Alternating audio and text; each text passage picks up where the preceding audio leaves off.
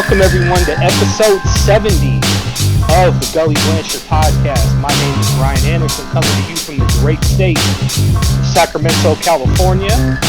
This was originally a one-man podcast. Didn't go, como se dice, good. So decided to kind of change it up a little bit. Every now and again I'll talk to my real-life human friends from Sacramento. We'll sit down and do a three-man podcast where we have some fun. But normally I like to talk to people that I get along with. This is my podcast. I can do that kind of stuff. And I've been a big wrestling fan my whole life.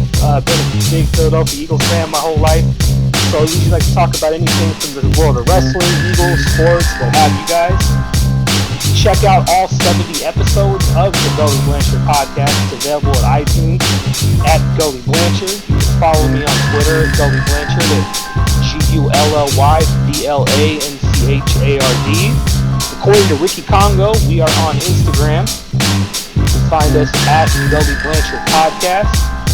And we're also available at gullyblanchard.podbean.com. Pretty much anywhere where you guys get your podcast, you can type us in, find us. Subscribe to this show. We try to give you guys 1 to 2 shows a week, depending on how life goes. This week's going to be a fun one. This is one I've wanted to do for quite a while. Going to be talking a little bit about Survivor Series. For those who don't know, Survivor Series is what was one of the original 4 WWF pay-per-views they did back in the day. It was generally, WrestleMania was the Super Bowl, SummerSlam. This all started in the 80s. SummerSlam was sort of the big summer event. Survivor Series was the Thanksgiving tradition. I'm sure we're going to touch on that later. And then Royal Rumble was the precursor to WrestleMania. Nowadays, every 4th day, it seems like there's a pay-per-view. But this is one of the big ones. This is one of the ones that I'd like to say all of us grew up watching. So brought in some really good guys, some guys I've gotten along with ever since the No Coast Bias era. We're going to talk a little bit about Survivor Series.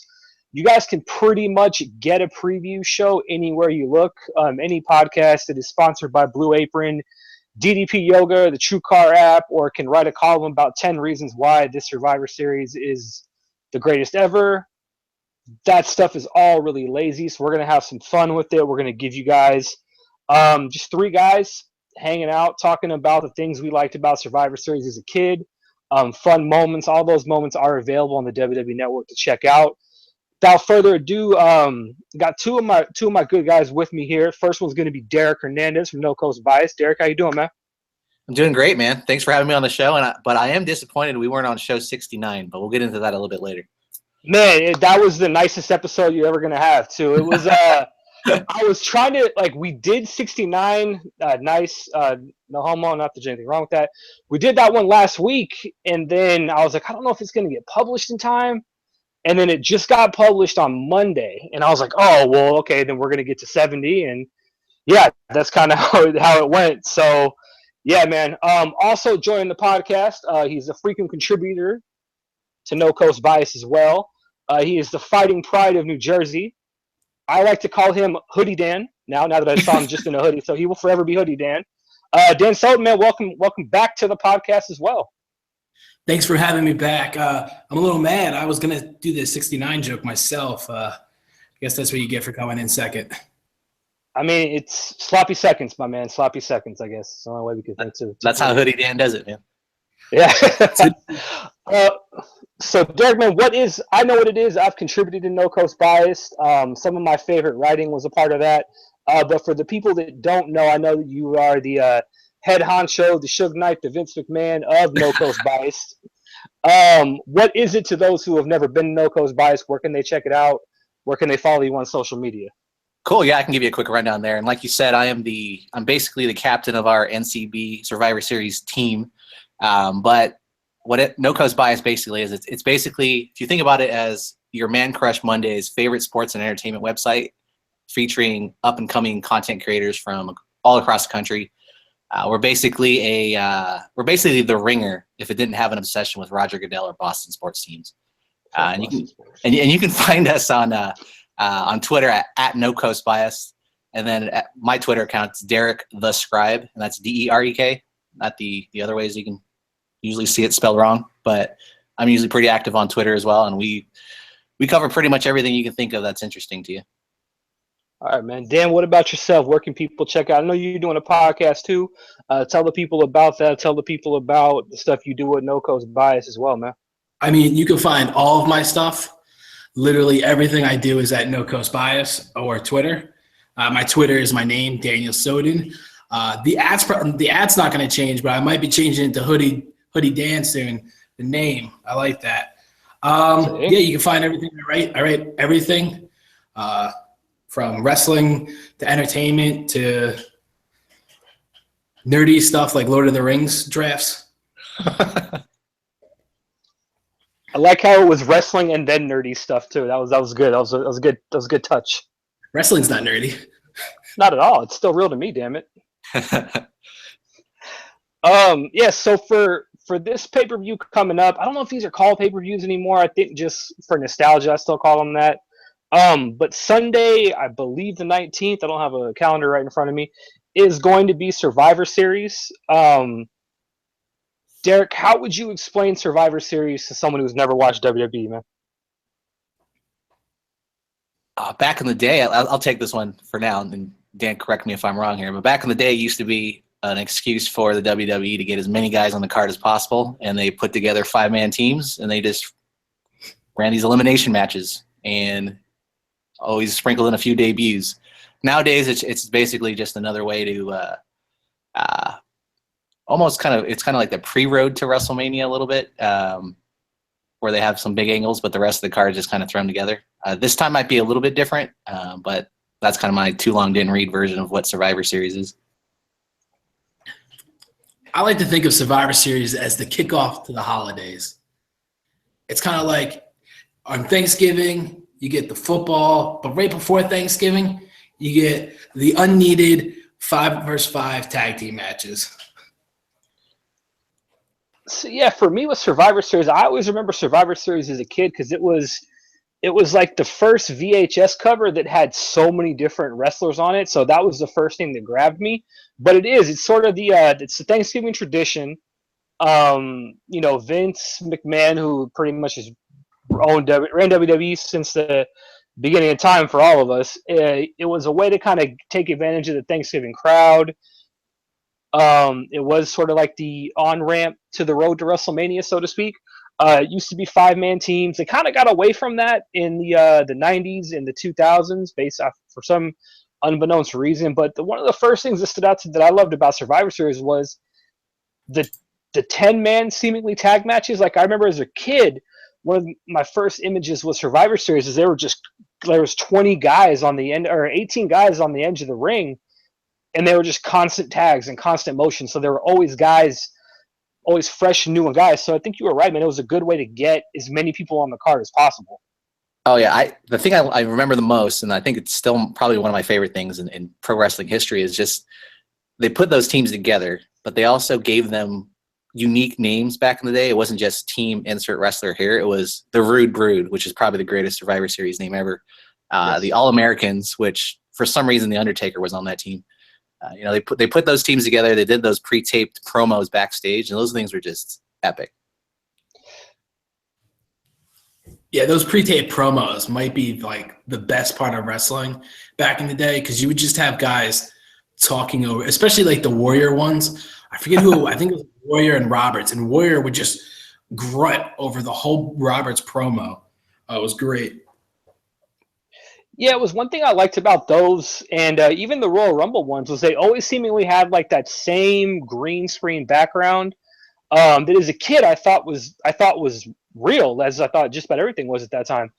But they had that like Survivor Series background, and then it sort of moved into the locker room backdrop where Sean Mooney seemingly interviewed everybody. But I do remember it was always like a mashup of 5 different wrestlers' personalities. And at the time, it was like the Warlord screaming over the Barbarian, who was screaming over Andre the Giant. Like I remember things like Rowdy's Roddy's, the Dream Team, and they were just like a collection of guys, and it didn't seem to fit, but they just all had. It seemed like Vince gave them like, "Oh, we're gonna give you guys 5 minutes, and all of you guys have to get over in 5 minutes," which is without a doubt a lost art. I can't remember which Survivor Series it was, but I think it might have been the Macho Man cutting a promo. but then Ultimate Warrior was kind of circling around with this piece of rope. And he was tying the team together. I don't remember what series that was. I remember there was one with like Warrior, Kerry Von Erich, and like the Legion of Doom, and I just could imagine that would have been literally those guys would have had to have been ingesting like painkillers and steroids all during the whole promo. Like I remember that group. It was like one of the first times where I saw Warrior without the full face paint in one of the promo pictures. Like he just had like the two symbols on his cheeks. And I thought that was really weird. But it always seemed like Hulk Hogan went over at the end of the first 4 Survivor Series is how it felt. Hulk must pose. He must. He must pose, must get the Hulkamania Lives Forever signs up. That's Vince's thing at the end of every fun. Go ahead, Hoodie Dan. My bad. Oh, yeah. After every Survivor Series match with Hogan, he had to be last and he had to be in that ring posing. No matter what, who won, it had to be him. Yeah, it was like Andre and Bad News and all those guys, and they ended up losing. And Hulk always seemed to be down like 3 or 4 to 1, and then he always found a way to come back. It was always strange how that happened every single time to me. It was those vitamins and prayers, man. And IcoPro. We never forget IcoPro on this podcast. That was. But for a quick rundown of the card, some stuff happened on the Monday episode of Monday Night Raw to where. Follow me on this one here, guys. Kurt Angle's adopted son, who doesn't look like Kurt Angle, I think that's the best way I could put that, he had the Christian Laettner spot on that Survivor Series team. What it's going to be Team Raw against Team SmackDown. 5 guys against 5. It's going to be an elimination style match. Kurt Angle is going to be the captain of the Raw team. Shane's going to be the captain of the Survivor Series team. And for some reason that hasn't quite made a lot of sense yet, Jason Jordan was removed. But never fear, Triple H will be there to steal another young man's payday. And Derek, when you saw this, man, what was your initial reaction? To the Jason Jordan thing? I actually... to Kurt Angle Jr. Geez. I actually liked what happened last night on Monday Night Raw because Jordan has just been getting crapped on by the crowds. And I think, they're even yelling at him after he was crying and all that. They were cheering when he got pedigreed. They're obviously setting up to some sort of heel turn. And hopefully for his sake, he has at least, half of the success The Rock had after he was getting, the Die Rocky Die chance. Now that does throw a wild card into some of the prediction of what's going to go down during that match. I'm pretty sure we'll get to that later at the end of the card. But for me, I think what stands out the most with this match, it's 2017, and we have Kurt Angle, Triple H, Shane McMahon, and John Cena and Randy Orton in kind of the prime spot on the card. Yeah, that was something I'm not a huge fan of. But Hoodie Dan, what was your reaction when you saw that the Terror Rising took over the spot for Jason Jordan? Well, we got a new Crying Jordan meme. Did. I was excited about that. I hope that hits the internet soon. If not, I'll make it hit the internet soon. As far as Triple H, I didn't think it was going to be Triple H. I thought we were going to get not like an Undertaker, but like maybe Goldberg. I don't know, something like that. I didn't think it was going to be Jordan, but I thought we were going to get someone that was going to oust Jordan like Triple H did. We should have had an idea though with Triple H working all these house shows that he was getting himself into shape. I thought it was to do the gender match in India when they go on the India tour, but I just figured it was to set up for WrestleMania. Like I just figured he had to get himself in ring shape for WrestleMania. If nothing else, as much as I'm not a huge fan of him taking the spot of Jason Jordan, but I get it. I was surprised to see it as quick as it was. I thought he was getting ready for, helping him out with the Europe tour and also to work gender in India. There must be something going on backstage or behind the scenes because they hot-shotted John Cena coming back. I think they just tweeted it out that he was coming back, which is kind of weird. They made this change the go-home show before Survivor Series with Triple H coming in. We're recording this right in the middle of SmackDown right now, and I think there's crazy stuff that's going to happen there too. It just seems like there's this chaos going on behind the scenes that I don't know why. It'd be like almost if there's like a new world order coming in.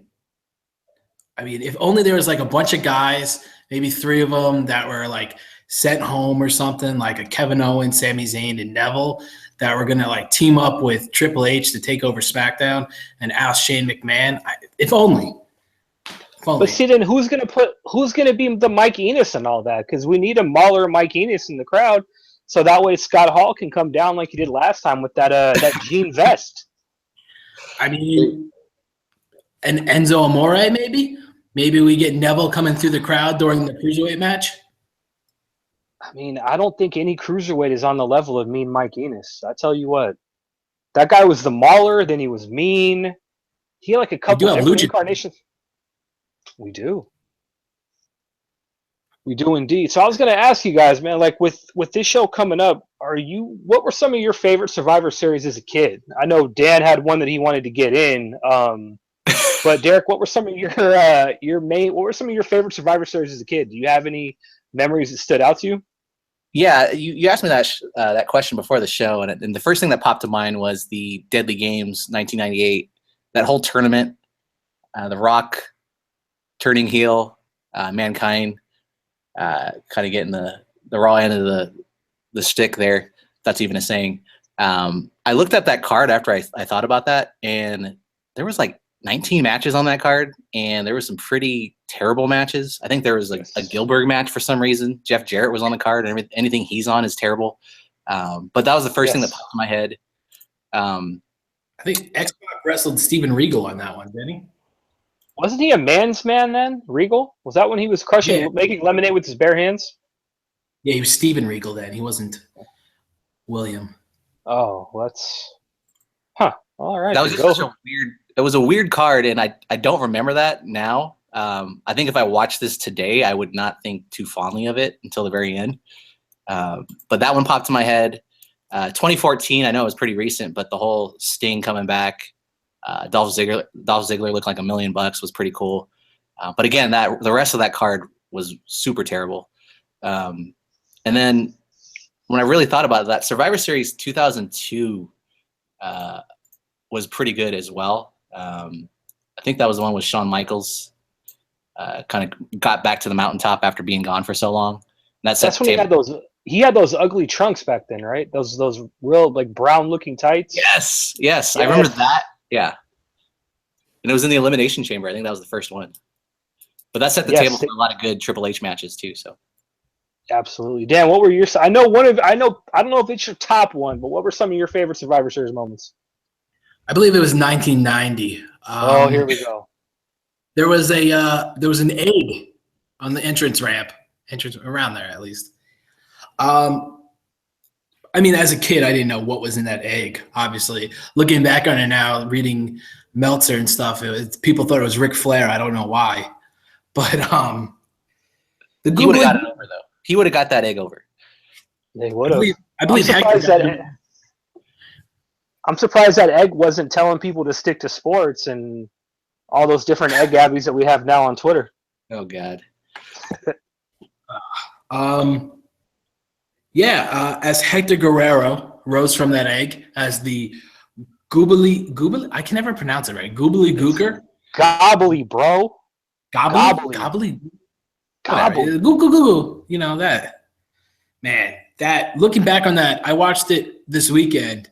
I watched it at least 10 times over and over. Just listening to, what did he say? Mean Gene going, got a pair of legs like my mother-in-law.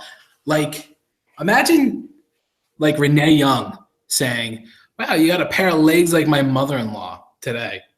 How offended would Dean Ambrose be then? Jeez. I'm sure his mother has some very nice legs. But it's just amazing. He's doing cartwheels. Like cartwheels you do as a child in the ring and rolling around. And Roddy Piper and Gorilla Monsoon are selling this like it's Ric Flair versus Hulk Hogan WrestleMania. It's probably one of the best moments ever.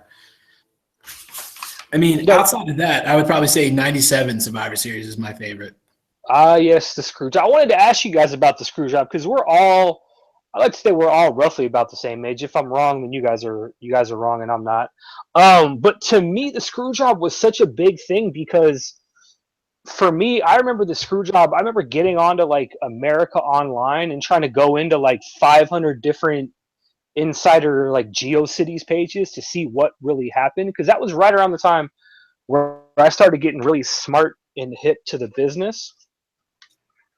And I was like, oh wow, like this wasn't really supposed to happen the way that it did. Like, what was that? And then only later on you kind of understand what it was and what it wasn't. But that was for that time that was a really huge thing. And I do think it did play a part in altering the course of wrestling for a while. But when I think Survivor Series, I think two things. I think the screw job, and then I also think the debut of the Undertaker. Yeah, the Survivor Series has a thing for debuts. Yes, It's interesting, and I still think that's why it's with that history. And you know, people are like, "Are you excited for this show?" I'm like, the card's pretty good now with the shuffling, but there could be some pretty cool things going on here. I mean, the Shield debuted there as well, but yeah, talk about like two big things that have affected the business forever. That Taker debut, and he was an institution for a while, and then obviously the screw job set the wheels in motion for so many things that just we're still feeling the effects today, which is crazy. Do you guys remember like learning about the screw job as kids? Because for me, I remember getting onto like America Online and trying to comb through all those like fan websites. But do you guys remember watching the screw job or watching Deadly Games around that time? I didn't learn it was a screw job until I watched the documentary. It was like on A&E, and I was like, wait, that wasn't what was supposed to happen? I forget how old I was, but that's when I learned it was an actual screw job and not just like part of the show. Oh, that Wrestling with Shadows? Yeah. Okay, that's a good movie, actually. It took me about the same time too. At the time, I thought it was crazy. I thought it was kind of weird how everybody was acting, but I didn't really think anything other than that. But Deadly Games, I remember for sure.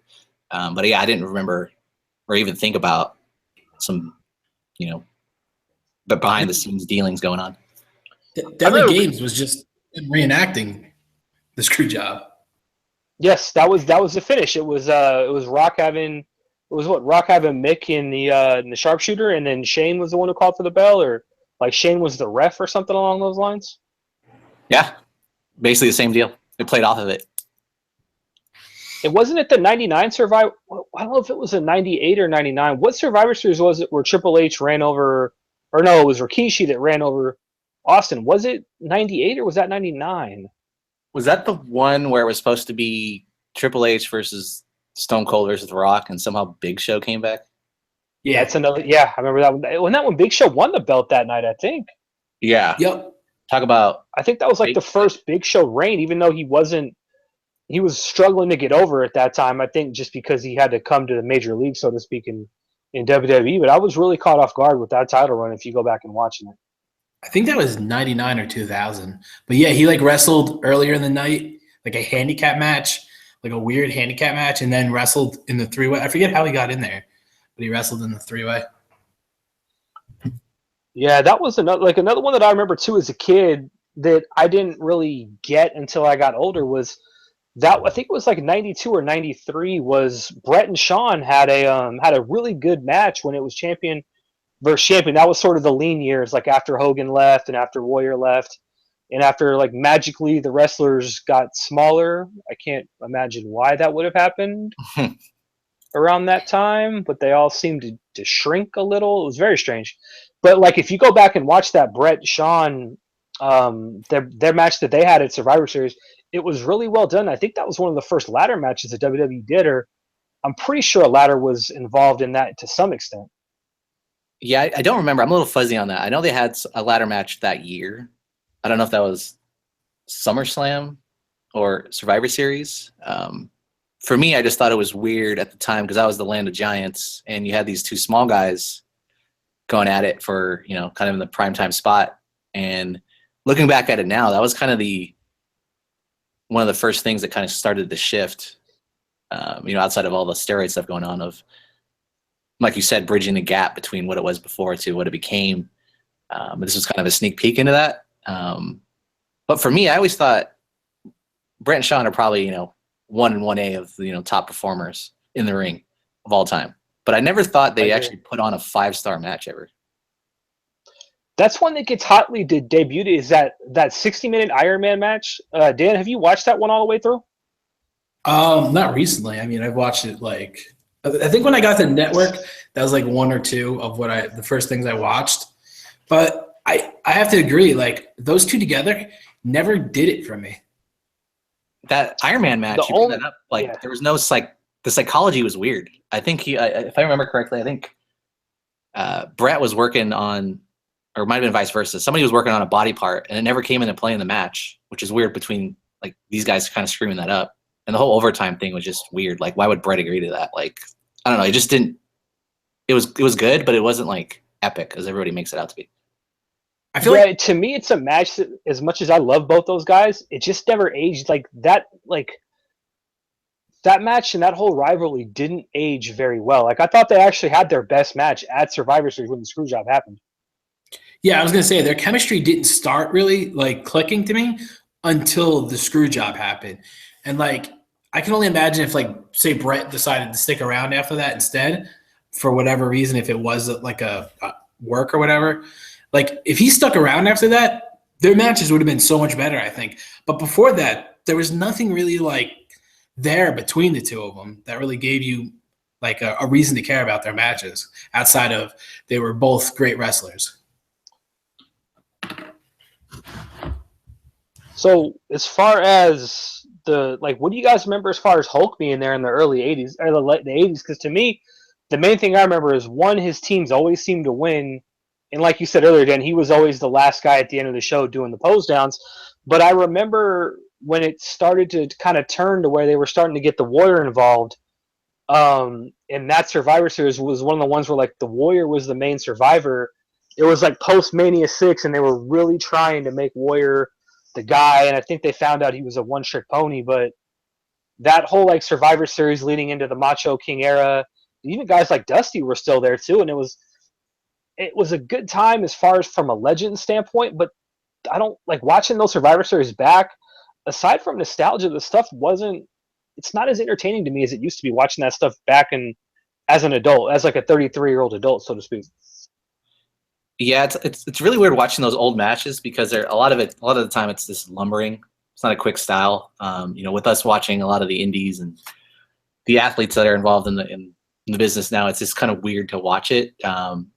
Especially if you just go in cold because you're not really like, oh, what was the story going on here?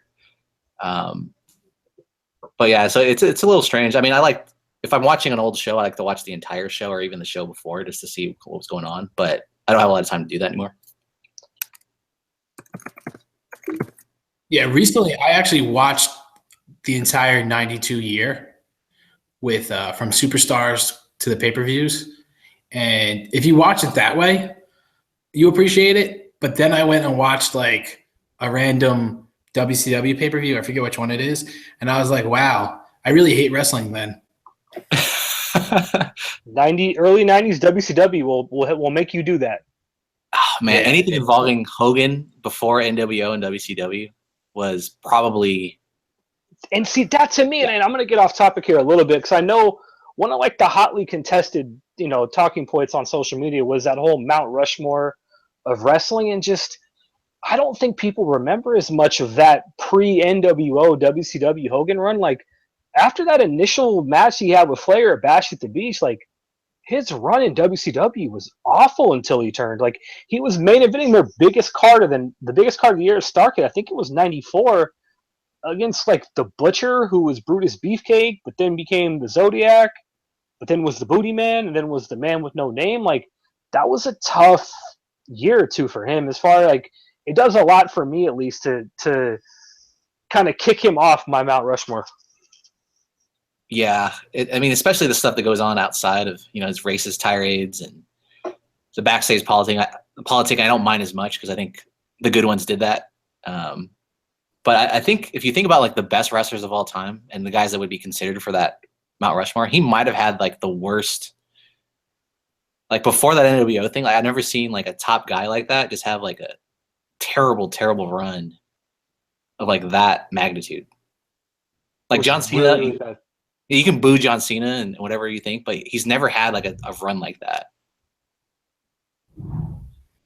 I think Hogan definitely has the worst in-ring run of any of the top guys. Like even Andre put on better matches than Hogan. Well, even that match at Mania 3, and that's the thing. Like I think people look at Hogan with like with with our generation, we sort of came up like for a lot of us that didn't grow up in the in the Atlanta parts of the South. Like a lot of us, Hogan was like our introduction to. I know like him and Savage were my introduction to pro wrestling.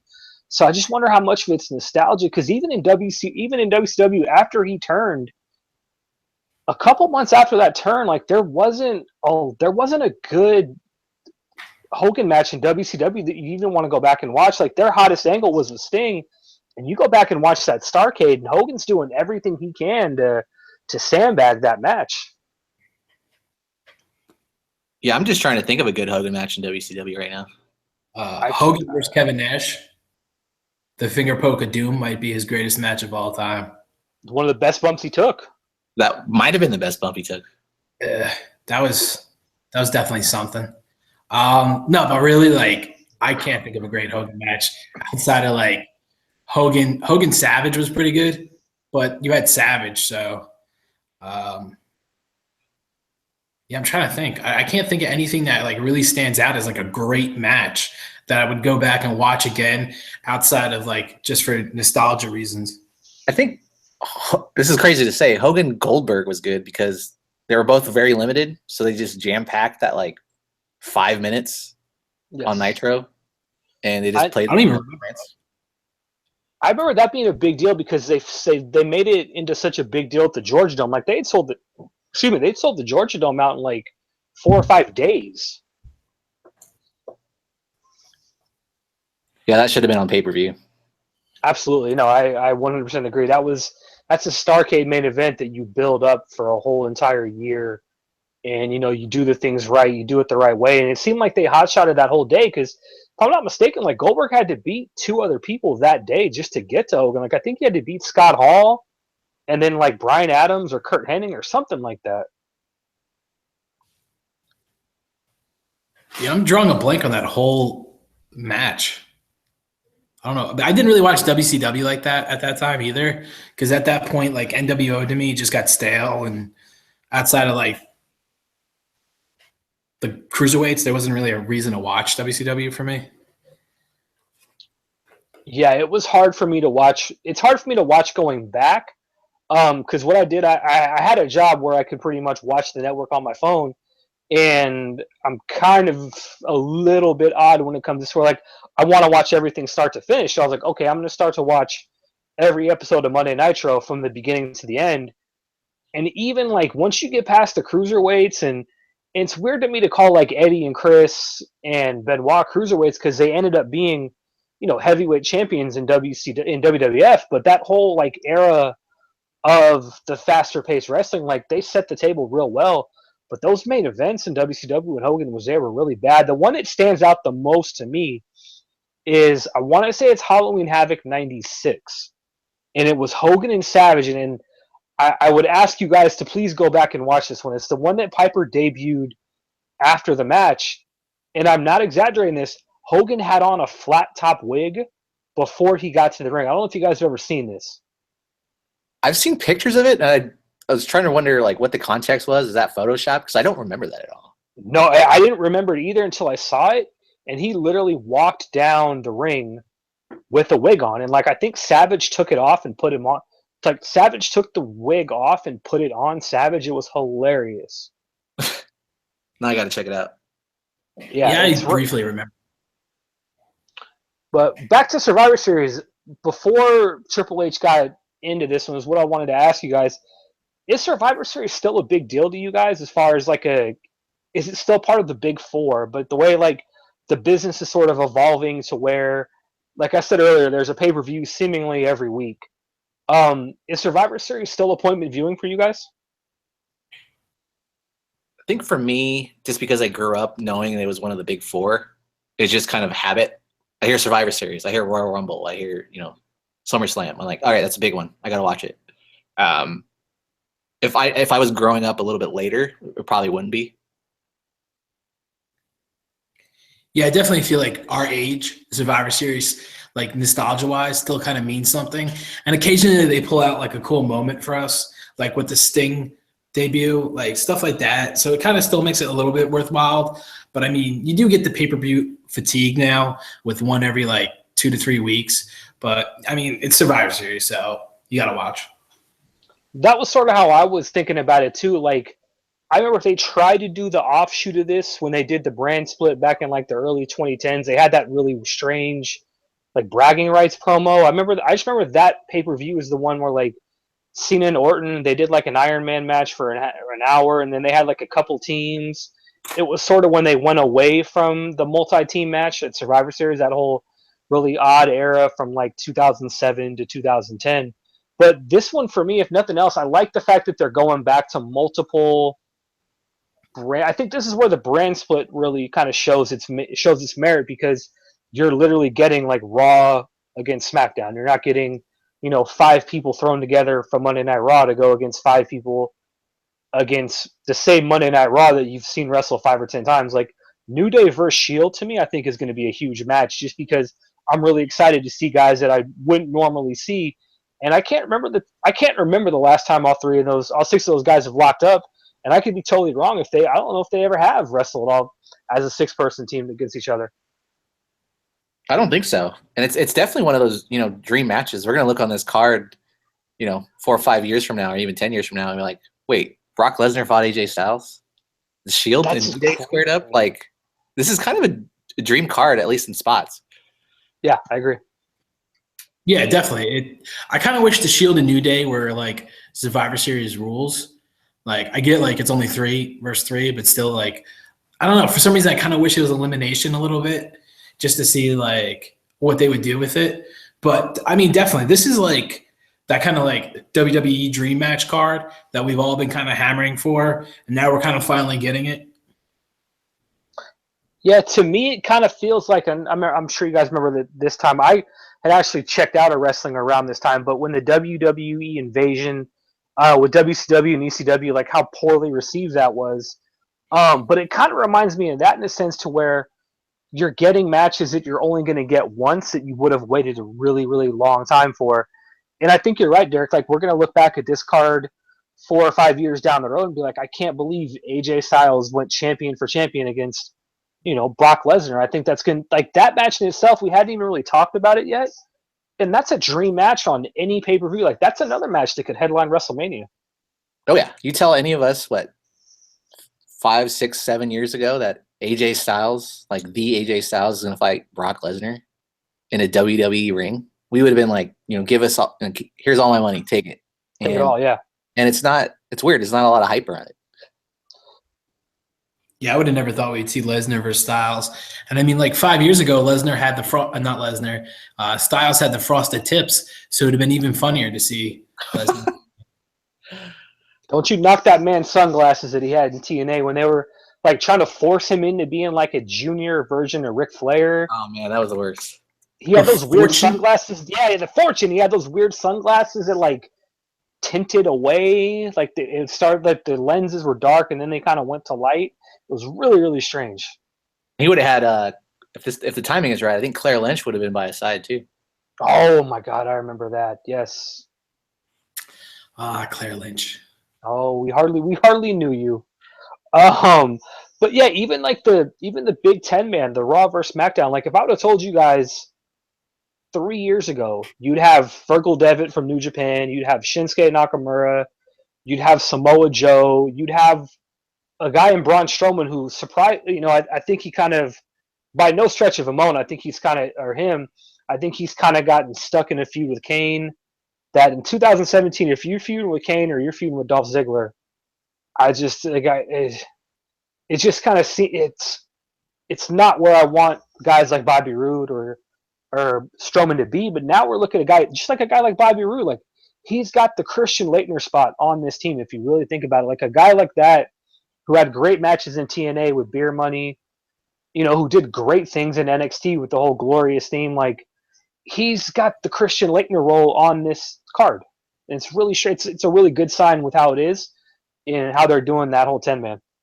Is this the biggest match of Bobby Roode's career? At least highest profile match? It has to be, right? I would say so. I can't think of a higher one. I mean, some of the NXT championships maybe, but like this is on a whole new level. Like he's in the same team with John Cena. Yeah, like I think the NXT stuff is great. As the number one fan in the Bobby Roode fan club, I would say it's definitely his biggest match ever. I mean, I think it's a spot where he's going to have the most amount of eyes on him. Like, the NXT championship is great, and I thought he did an excellent job as champion. Like, I thought he got, like, his entrances were a thing with the whole Glorious, which I still wish they would do more of, and I can't wait for. I hope he doesn't get sullied in like the Andre the Giant Battle Royal, because I want to see a glorious WrestleMania 34 entrance. But I think this is this is like the most amount of eyes he'll have on him in WWF so far, or WWE so far, and I think even with TNA too. Yeah, I mean, he's paid his dues. Dude's been a talent. I think his personality and his mic skills are better than his in-ring skills. He's not terrible in the ring by any means, but I think he deserves this. I hope he performs pretty well and he doesn't get eliminated like instantly. I mean, he's probably the guy that's going to get eliminated first, but yeah, hopefully that doesn't happen. Oh, hands down. He's the first elimination. Yeah, I think it's either going to be him or unfortunately Nakamura who's going to go out first, which is another tough one because I'm still waiting, and I don't think it's any fault of Nakamura's. Like, I'm waiting on that to be as good as it can be with him. Yeah, his run has been weird. Like, he beats Cena clean, but then he loses to Jinder clean. Twice. And you kind of just took the novelty of him. Like, he's this big deal coming from the Far East. And you have him lose, and he's just another guy now with a cool entrance.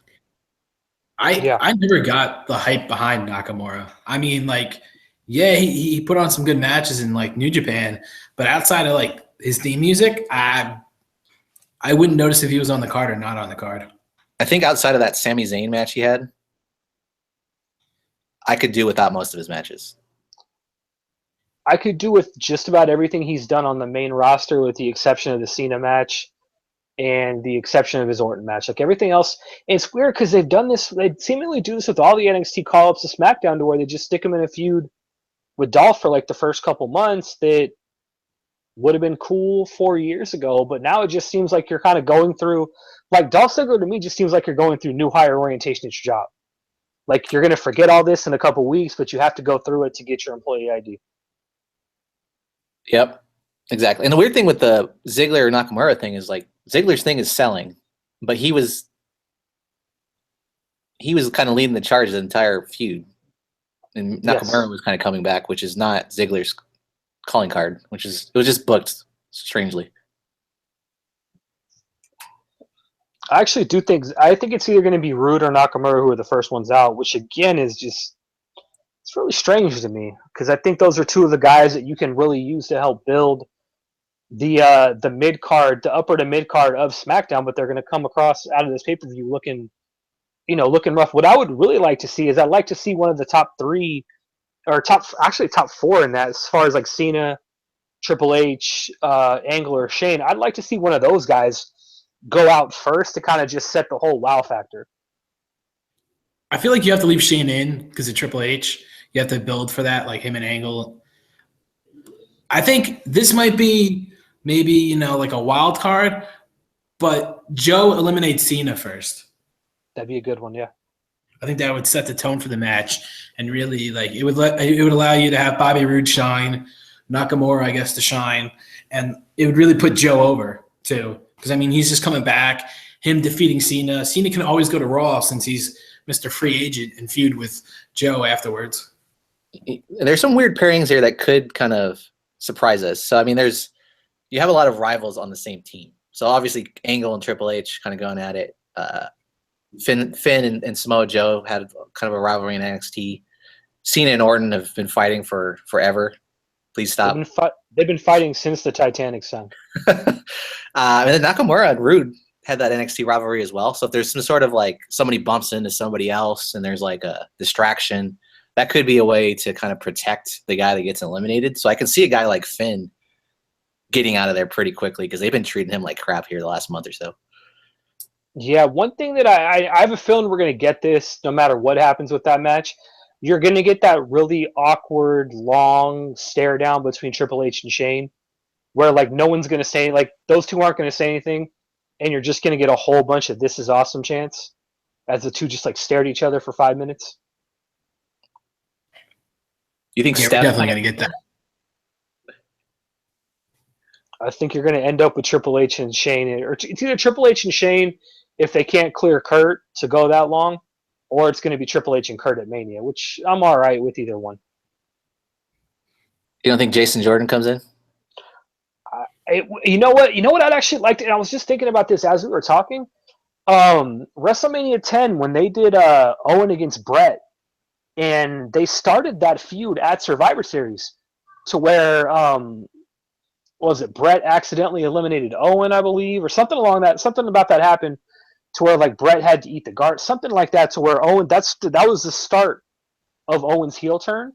And I wonder if they did something like that at Survivor Series, where like Jason Jordan cost Kurt Angle the Survivor Series spot, and then you sort of build the seed, plant that seed of the WrestleMania 34 feud between those two.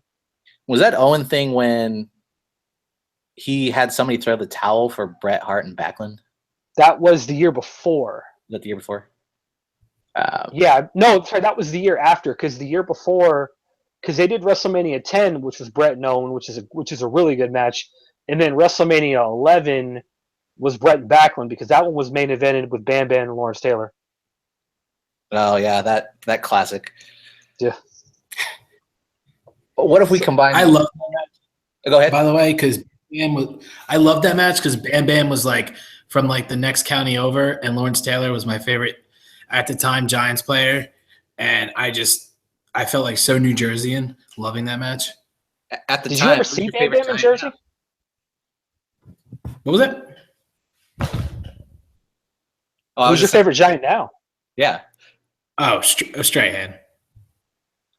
Do you have one that's on the team right now, like Eric Flowers or? Oh, on the team right now? That's a tough one. Eric Flowers, maybe. I was thinking about getting his jersey number tattooed on my back. Hey, I'd help pay for that for you.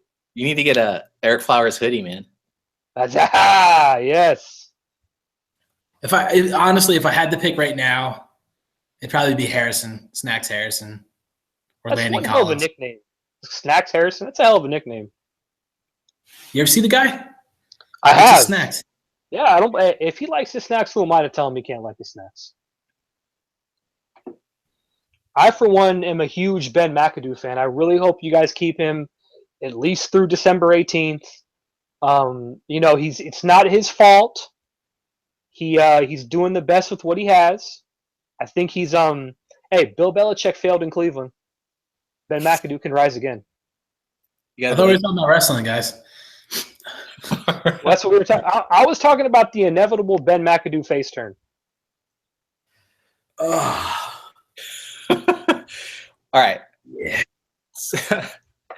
What if we combine two of the kind of conspiracy theories going out there of what's going to happen with Jason Jordan interfering, and then Soden brought up earlier the fact that there could be this new NWO that comes on the scene with Kevin Owens and Sami Zayn and maybe Neville.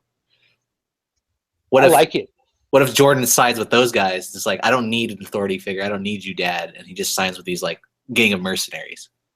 I think it's perfect. I like the whole like Jason Jordan. I like that setting up him not being on Survivor Series. I like that setting up the Jason Jordan heel turn. There's so many stars that like have a gripe that aren't on the Survivor Series card that could like fill in to this idea I had. Like, I mean, you have Ziggler. He's not on the card. I mean, I don't know if he's still with the company anymore, but he's not on the card. Jinder, he's not on the card. Then you got guys like Neville, half the cruiserweights, a couple tag teams. Like, I mean, there's plenty of guys that they could throw in there. But I like Jordan as like the down the road, he turns on his dad kind of angle. No pun intended? No pun intended. Yeah, no, I like the concept of Jordan costing Angle the fall. That way it kind of protects Kurt. It helps kind of sow that turn, and You can get. I'd like to think Jason Jordan and Kurt Angle could have a really good match at WrestleMania because if nothing else, Jason Jordan can wrestle. Like him and Gable were really fun to watch when they were American Alpha. Oh man, that was my favorite thing going in pro wrestling when those two were together. It reminded me so much of Haas and Benjamin, and probably because they were both amateurs and all that. But so much about that was fun. Like American Alpha, that feud they had with the Usos and everything like that when they first started out in SmackDown. I wish they could have got more mileage out of that one. How about this? And I'm getting crazy now. Let's say Jason Jordan is frustrated about this whole thing. He set this up to move himself up the card, but he's realizing it's not working. And he actually switched like this paternity test, and Gable was supposed to be the actual kid. And that's how they get around this like mess up they've done with Jason Jordan. And then Gable and Jordan reunite and they take out Kurt Angle? No, I was thinking Gable is actually Angle's son. Oh, I like it. Okay. And Jordan found it out, but he didn't want to break up the tag team, so he kind of used that news and kind of switched up the test somehow to say he was actually the kid, and it hasn't worked out to him any way he wanted. I don't know, just spitballing. His best friend Corey Graves had him switch the paternity test. Yes, Corey Graves as his manager, so we don't have to listen to Jason Jordan talk anymore. And Graves does like the Heenan announcer / manager thing. I think that is something that wrestling's missing right now. Is they're missing sort of like a stable. Like the first one that just came to mind when I thought about this, and it's probably not as good, but the Truth Commission with the Jackal, how they had that kind of thing.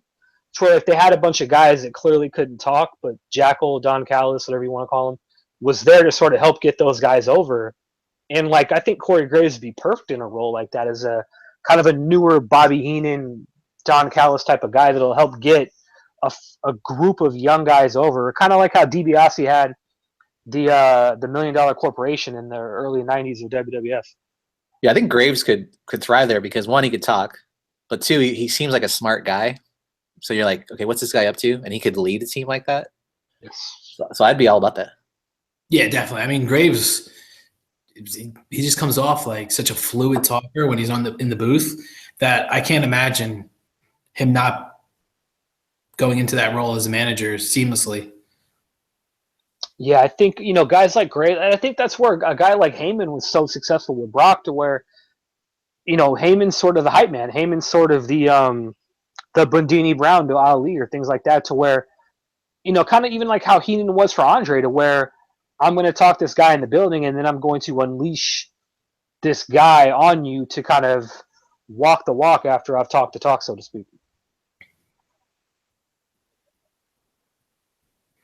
Yeah, I mean, I think Graves, if you gave him like a Jason Jordan or what's that big guy in NXT's name? Lars? Like someone like that even? Yeah, there's a couple guys in NXT that are just bigger guys that I'm just like there's a Lars and then there's like this heavy machinery thing too down there, right? That I haven't been keeping up on NXT the way I'd like to, but I know there's some like big tag team there called Heavy Machinery, right? Yep. And then there's Sanity, which I think Eric Young does a really good job with too. I mean, Eric Young pretty much does the role that we're talking about for Graves. I mean, those guys can't really talk, but Eric Young can talk. And, like, he kind of leads them. And they're just monsters destroying everything, and it works really well. Are you guys excited for that War Games the day before? Are you guys excited for that War Games pay-per-view? I'm excited for any NXT takeover. And I actually don't mind the rules changes. I think with the way wrestling is nowadays, I think you need to change the format a little bit. So yeah, I'm stoked for it. I actually don't like War Games. I just never liked it. But I'm stoked for the other matches. I mean, I don't even think I know what any of them are, but it's NXT and all the matches are always top notch. So yeah, I think that's one thing NXT. I don't remember ever since they started doing these bigger takeover shows. The night before the big WWE pay-per-views, like I can't think of one that I watched that I was really disappointed in as a card in itself. Like there's always a couple really good standout matches on every one of these cards. and I don't think this one's going to be any different. I think if nothing else, NXT's done a phenomenal job sort of being that feeder system to where they can lose someone like a Bobby Roode or a Nakamura or a Kevin Owens, and there's always those next guys coming up after them. They've done a very good job with constantly replenishing their guys and their girls, because you can kind of tell around the WrestleMania takeover, you can kind of tell who's leaving and who's staying, and they've always found a way to replenish whoever left with new guys, like they did with Adam Cole and the Undisputed Era. Yeah, It's a terrible name though. It is not good. no, they should have just went with Dishonored, like everybody wanted. Yeah, I would agree. I heard it was already trademarked. That's why they couldn't go with it. They couldn't spell it any different. You know, like come on. Dishonored. How? Someone was telling me that like WWE's been having like a difficult time as of late because like every indie wrestler is like trademarking everything now, so they're having like a real difficult time trying to trademark stuff. Dude, we need to start squatting on some like Twitter names and domains. Yeah, you could have spelled Dishonored DYS. Like I spent the whole time you guys were talking like thinking of another way to spell Dishonored. I'm like, wait, DYS instead of an O, you could put a 0. Yeah, that's all I had. Everything else after that, how to spell Dishonored. Well, the thing that NXT takeovers have that the big leagues don't is that they only do these pay-per-views, every so often, and everybody that's involved in NXT can usually go. They're there because they can wrestle. Yes. You combine all of that together, there's really not going to be a disappointing, card. Yeah, I can't think of a disappointing card that they've had. I mean, they've had like some matches that just don't hit, but as a whole, they've been pretty much hitting on all cylinders. Yeah, I think you're right with that, Derek. As far as only having like a couple pay-per-views a month, or not pay-per-views, WWE Network events. I still don't really know what to call that, but yeah, like they only have a couple, so each one of these kind of feel like they're a bigger deal, as opposed to with the current roster now, to where there's Survivor Series, and then there's Clash of the Champions, and then there's a Raw pay-per-view right after that. It just doesn't feel like these things are appointment viewing to me the way that they used to be. Aside from like the big four, where it's like Rumble, I'll stop what I'm doing to watch the Rumble. I'll probably have Survivor Series on my computer while I'm watching the Eagles Cowboys on Sunday night. But same thing with like the one before WrestleMania is a big deal. SummerSlam is most of the time a big deal. I think I've stopped every SummerSlam to make it appointment viewing. So I think that is one thing that NXT does really well, is they make all of these events feel like they're a big deal. Mm-hmm. So yeah, I'm just looking over the NXT card now, and it's kind of actually interesting. They got Pete Dunne versus Johnny Gargano for the UK title. Aleister Black versus the Velveteen Dream. Cassius Ohno versus Lars. Drew McIntyre versus Almas for the title. Ember Moon, Kairi Sane, Nikki Cross, and Peyton Royce. Australia. For the women's title. I bet you Peyton wins it. Damn right she does.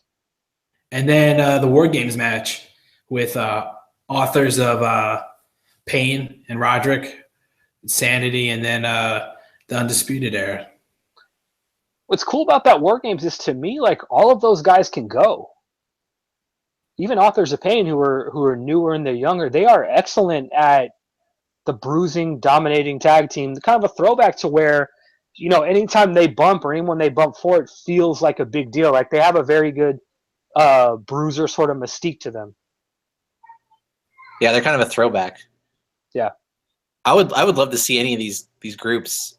I think they can go toe to toe with like the guys are like the Shield and the New Days. Like you have all the tag teams that are in the WWE system right now. Like once the Revival comes back too, like man, this is a loaded tag team division. I always forget. What was that, Dan? I've been forgetting about the Revival, actually. They can't seem to stay healthy. Yeah. One thing that I think would be interesting, I want to get you guys' thoughts on this as we kind of wind this down.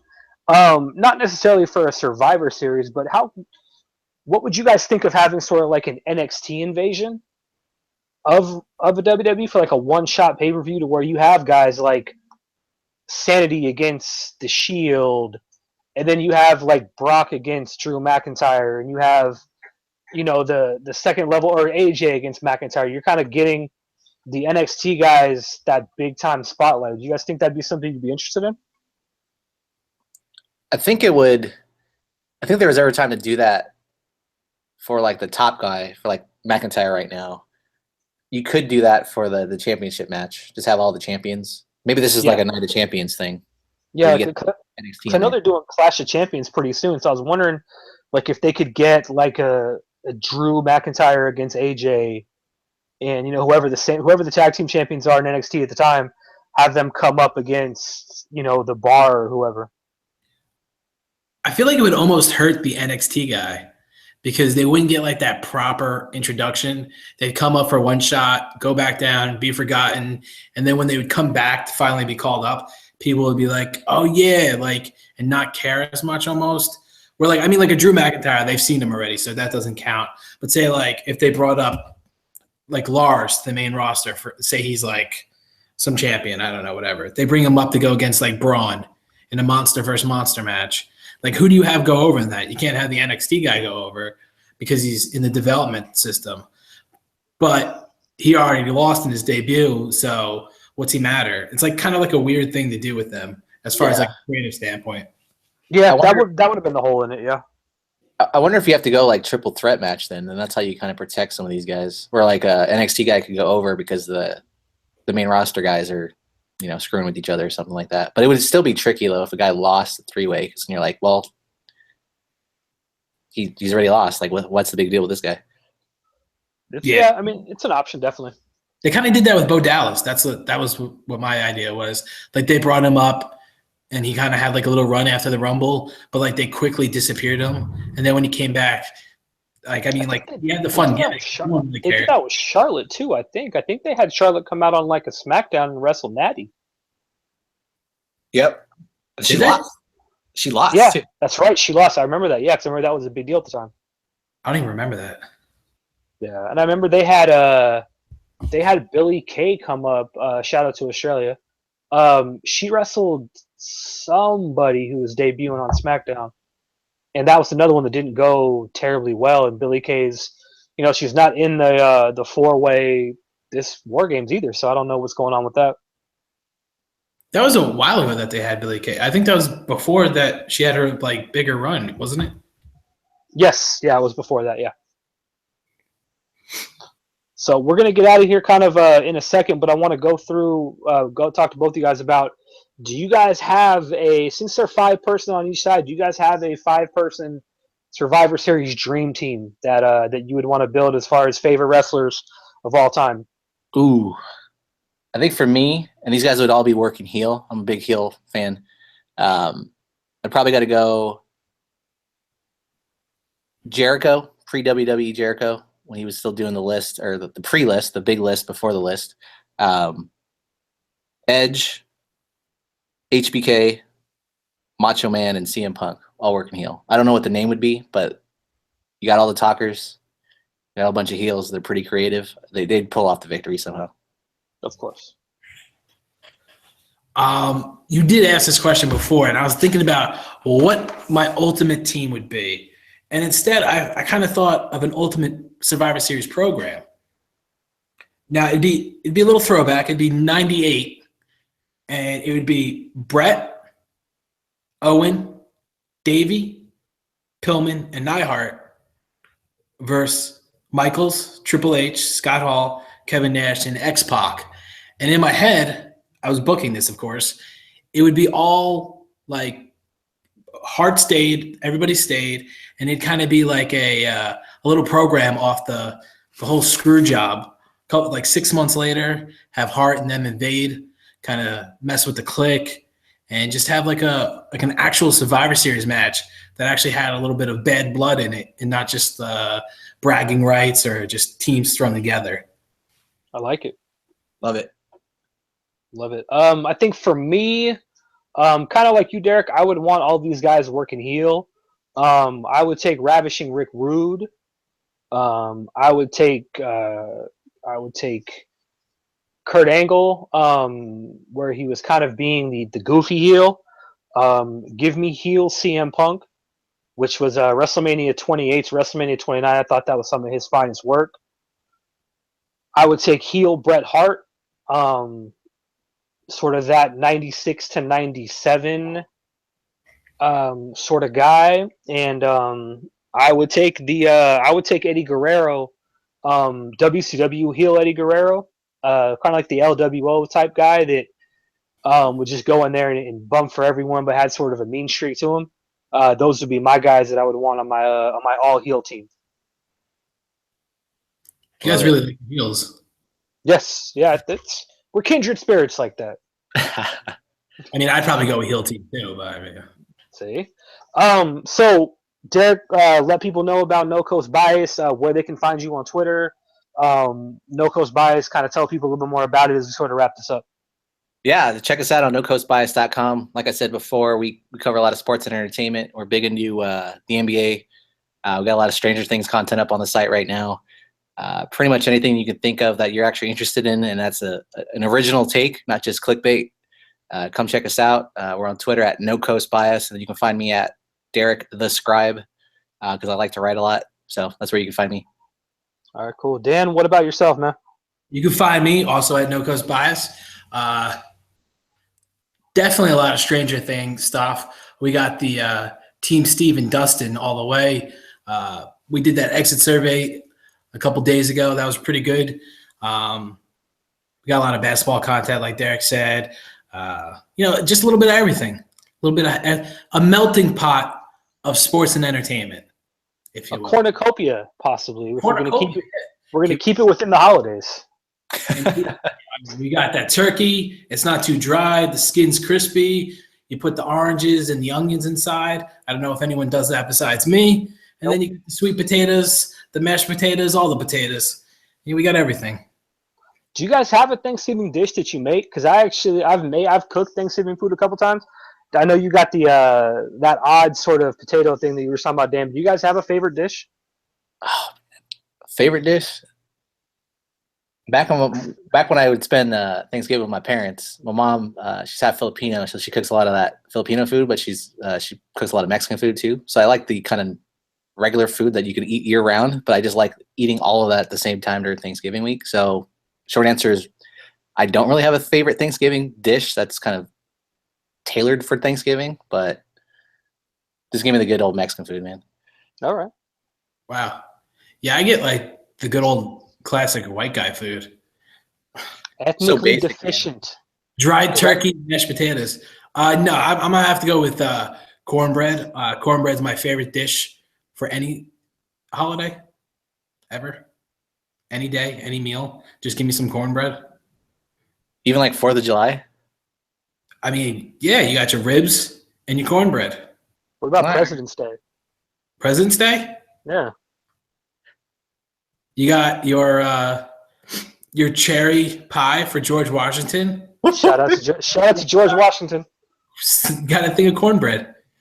Nice save, Dan. Yeah, I could do it. Any other presidents have anything? I'm trying to think. Didn't Trump have that like taco bowl he had that one time? He didn't. I read something to where he like wanted the chefs in the White House to make McDonald's food, but they couldn't get the ingredients to be so bad.